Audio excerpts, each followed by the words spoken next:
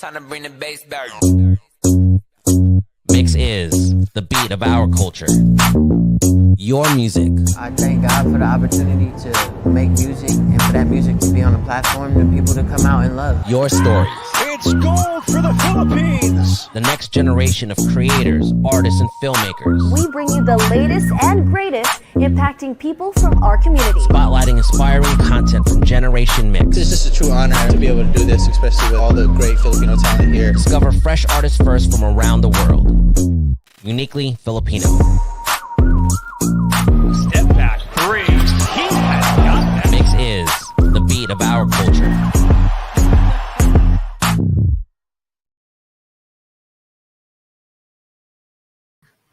Hello everyone, welcome to this MYXclusive interview. I am VJ Ai de la Cruz from the #1 music channel Mix, and for today we have a very talented young singer-songwriter. She's the mastermind behind the viral TikTok song Mad at Disney, which now has over 242 million Spotify streams. It has over 3 million TikTok video creations. So for sure, you have heard this song, and you've seen all the videos. You probably even did a video creation of yourself. It has, a dance challenge as well, and it has an open verse challenge. I'm talking about her new single with Alan Walker and TXT, or Tomorrow X together, called PS5.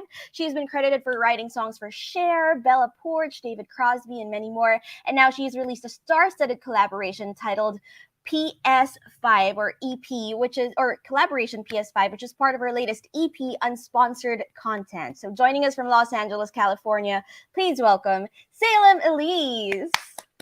Hi, thank you so much for having me. Hi, Salem. Thank you for giving us some of your time. We know you don't have much, so let's get right to it. How have you been doing? I've been doing great. Yeah, just working on music, getting to talk to lovely people like you. How have you been?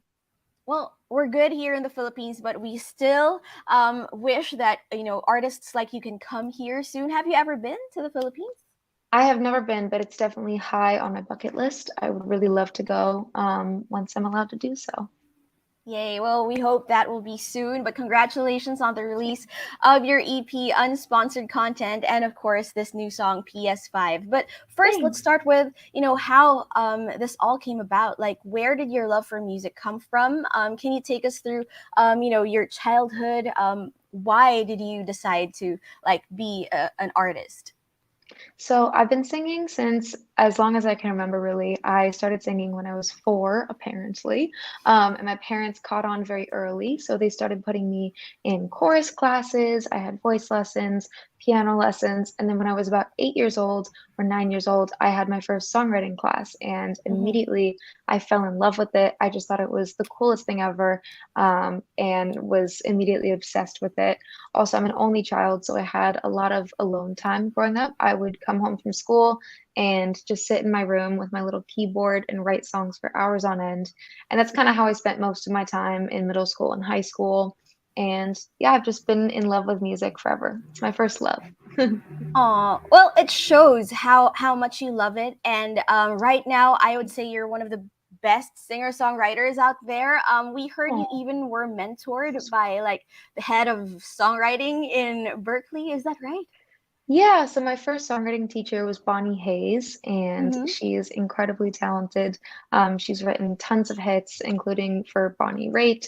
And I was really, really grateful to have her as my very first songwriting teacher when I was 9 years old. So she kind of taught me the basics of songwriting and really instilled that passion in me. And then that was in San Francisco, where I grew up.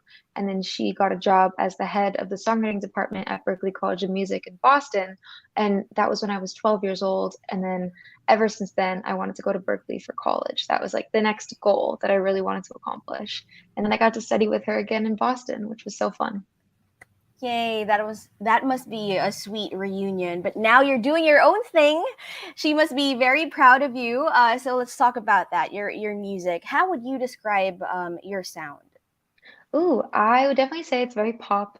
I've always been, a pop writer. That's kind of how I will always describe it. But I definitely care a lot about my lyrics. So I would say it's pop with,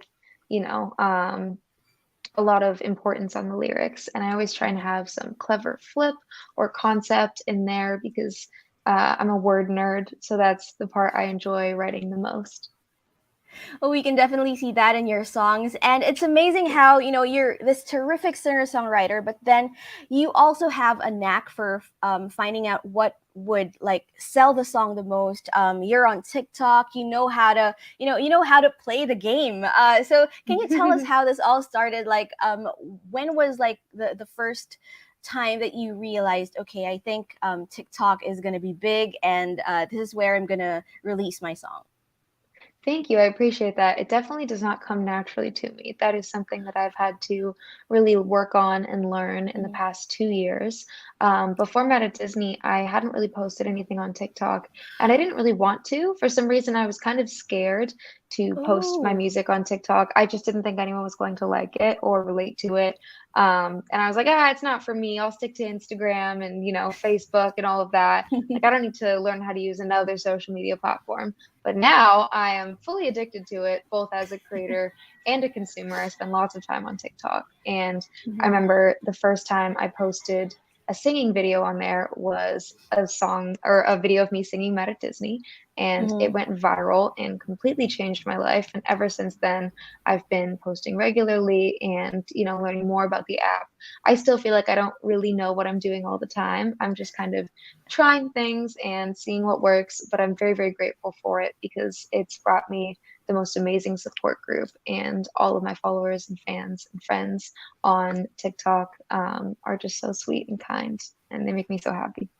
And in just a short amount of time, I mean, it was 2020, right, when it Yeah. broke out, and now you have more streams under your belt than other artists who have been here, for decades. So congratulations on the success. But now let's talk about your new single, PS5. Again, another very catchy title right off the bat. It will make you listen to it. So what is it about, and what's the inspiration behind the song? Thank you so much. PS5 is about competing with a game console for someone's attention. And I write everything based off of my own life experiences. So this one was inspired by my roommates getting a PlayStation. We first moved to Mhm. LA, and I remember when I would come home from a songwriting session, before the PlayStation entered the household, we would all talk and have a lovely time. We'd have dinner at the table and everything. And then they got the PlayStation, and I'd come home and they'd say hi, but they'd be like busy playing FIFA and on the PlayStation and very immersed in the game. So Mhm. eventually I got a little tired of that. And I was like, you know what? I'm gonna write a song about it. I'm gonna write something to send to them as kind of a funny joke, just to like let them know how I feel. So I brought the concept into a songwriting session with my friends Chloe Kopoloff and our friend Morrow, and they were down. So we wrote the song, and it was called PS4 originally because the PS5 wasn't out yet. This was about Mhm. 2 years ago now. And we wrote the song, and I sent it to my roommates, and I thought it was hilarious, and they liked it. And then I was like, you know what? I bet there are a lot of other people that can relate to this song because there are a Exactly. lot of gamers, and then the Mhm. partners of the gamers must feel a bit neglected sometimes. So I decided to release it, and then the PS5 came out, so I had to rewrite all the lyrics to the chorus. Um, yeah, and now I'm so happy because it's not just me, it's also Alan Walker and Tomorrow by Together's song. Yay! We actually had Alan Walker like a few months ago here on the show to talk about his music. But now let's talk about your collaboration with them. Why did you decide to involve Alan Walker and TXT in the song? So I know that Alan is a gamer, so I Mm-hmm. decided to send it to him because I was like, I think you might like this, and let me know, but definitely feel free to be a part of it if you want to. And we've worked together before on Fake a Smile, and I've just been a fan of him for a long time. So I'm very grateful to have him as a collaborator. And I sent it to him, and he was like, I really like this. Let me work on it a bit. And then he sent something back, and he reproduced it. And he also added that different second verse and second chorus with a different Ooh. perspective, which I thought was such a good idea. I hadn't thought of that before. It was just the same chorus twice and just me singing the whole thing. Um, and just being mad at the PlayStation the whole time. So I thought it was such a great idea to involve the gamer perspective of things. Yes. And then we realized we need another feature on this because we need someone to sing the second verse and chorus. And I'd worked with Tomorrow by Together on their song Indie Romantic, and I've also been a fan of them for a while. So I sent it to them, not expecting anything from it. I was just like, hey, we're looking for a feature on this. Here's the song if you're interested. And when they said yes, I was blown away and so excited. And the rest is history. I'm so happy that it all worked out. Maybe know like how you got involved with TXT in the first place. Like as you said, you co-wrote Anti-Romantic, but how did you get to know them at first? So yeah, they originally heard a demo of that song that I did with my friend Alex Hope, and they asked if they could try using it, and we were like, definitely, please, that'd be so cool. And when I heard their first version of it, I was like, wow, this is a completely different song. You guys actually brought it to life and made it so cool, because originally it was just like a piano vocal demo, like very stripped back. So I thought it was so cool what they could do with that. And the first time that I met Yeonjun and Taehyun was on the Instagram live stream that we did a few weeks ago, which was so cool. And now I get to meet them in person because we're both playing Summer Sonic in Japan in August. Oh my gosh, that would be so cool. And I'm not sure, if you're aware, but for Filipino fans, having, some of our favorite artists from this side of the world and that part of the world, that is a dream for us. So thank you for making this collaboration happen. With K-pop now, like really dominating everything, they're getting big. What are your thoughts on this? And do you have other K-pop groups that you would want to collaborate with? Definitely, yeah. It's a dream come true to me as well. So thank you so much. I'm just grateful for the opportunity. And yes, I'm a big fan of K-pop. I think it's such a cool genre. I think that the production is awesome, especially like all the melodies and the instrumentation. It just feels so big and catchy and danceable. And I love it. I've always loved pop music, so it makes me very happy to listen to. I'm a Blink as well. I'm a big fan of Blackpink. So that is like a major dream collaboration for me, even just to write for them or with them for their artist project would be so cool. So fingers crossed. Well, sometimes they watch videos like this. So if, Blackpink is watching right now, what's your message to them? Oh, hit me up. I would love to work with you. It would be an honor, honestly, and such a pleasure. And I think we'd have a great time. So Yay! hit me up. Girl power. But now let's go back Yes. to TXT. In the K-pop world, we have this thing we call bias. So basically, I'm sure you know this. It's the member that you basically feel more connected to, or like your favorite one. So who would be your bias if you were to choose one in TXT? Oof, that is a very hard question because I feel like they're all so sweet and I don't want to choose a favorite person. Oh, I mean, Yeonjun and Taehyun are on me or on with me on PS5, so it would definitely have to be one of those two. I don't think I can choose between them. I don't think I can do it. All right, but we'll know. We will take that. Yeonjun and Taehyun, they can be, your bias and your bias wrecker. They can be the, There we the go. two of them. Yes, But the now, two of them okay, combined. we are running out of time, so we would just like to ask if you have plans on doing an official music video for PS5, because of course we've seen the lyric video, it's amazing, but are there any plans on doing a music video? Definitely, yes. I may or may not have already filmed part of it. So I'm very excited to share that with you eventually. And there's more content to come as well with PS5. So stay tuned for all of that. Can't wait to share it. Yay! And lastly, what's your message to all of your Filipino fans? All my fans in the Philippines, I want to say thank you so much for all of your love.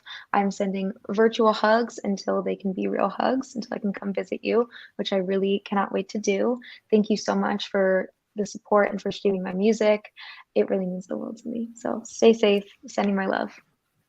Yay! Thank you so much for joining us, everyone watching. Let's all stream PS5 and also unsponsored content. The EP is now out by Salem Ilese, and when the music video for PS5 comes out, please do vote for it on our official website, MYX.global. But for now, that's all the time that we have with Salem Ilese. Thank you so much for joining us. Once again, I'm VJ IE for this MYXclusive interview. Bye!